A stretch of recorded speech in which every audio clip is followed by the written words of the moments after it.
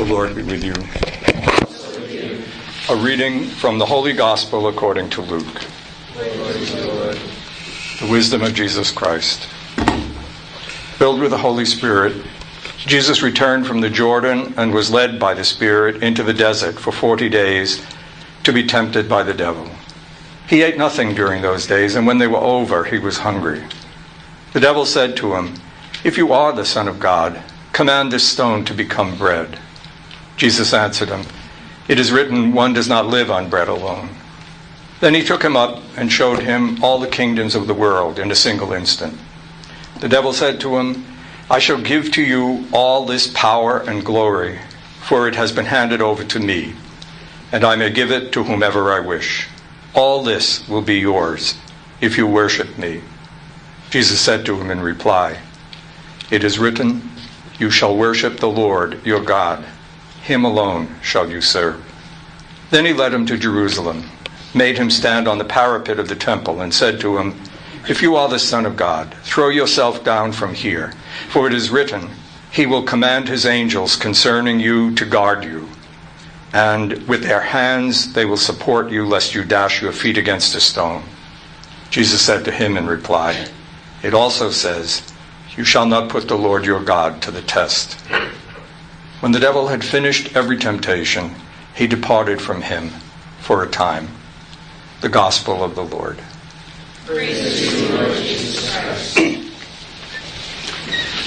I'm going to come back to this in the heart of the homily, but I just so that we're from the beginning, that expression, "if you are the Son of God," does not have to do with belief in the divinity of Jesus. It's the reference to his baptism. Actually, if you remember in Luke's Gospel, at his baptism, just before this, as he came up from the water, "This is my beloved Son." And that is to say, somebody destined to do God's will, somebody appointed to do, even in the Old Testament, frequently those people who had special tasks in the world were called God's sons. Son of God, David was son of God, Moses was the son of God. So this is not some kind of test of belief. It's a test about what he was supposed to be doing in the world. But I want to come back to that because it will fit better in the middle of the homily. It's important, I think, because we're in a very intense liturgical season, to begin by reminding ourselves about what it means to live Lent. We talked about this on Ash Wednesday, and I'll repeat just one part of it. It's a thing I thought of this year which helps me to think about it. All of Lent is aiming to Easter. In fact, all of Lent is aiming to a single moment, primarily in the great vigil ceremony or in the Mass at Easter morning.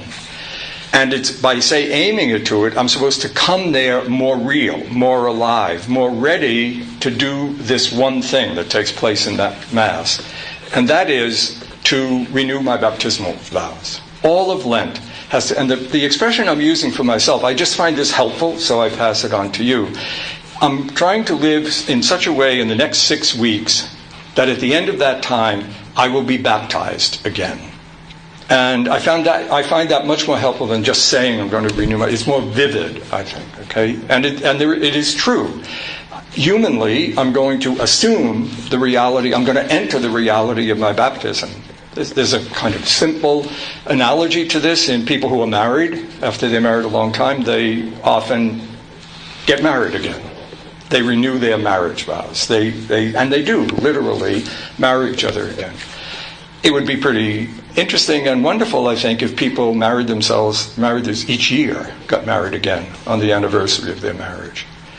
And it occurred to me, I don't know if we can start this, but this would be a really good thing. If instead of, I thought this week, why do we celebrate birthdays?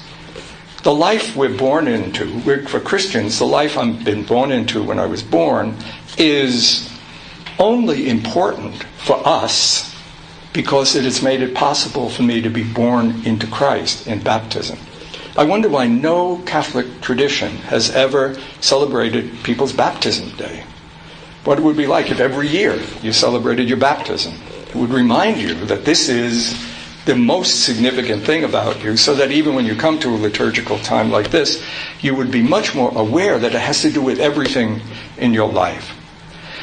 What does it mean to be baptized? I don't know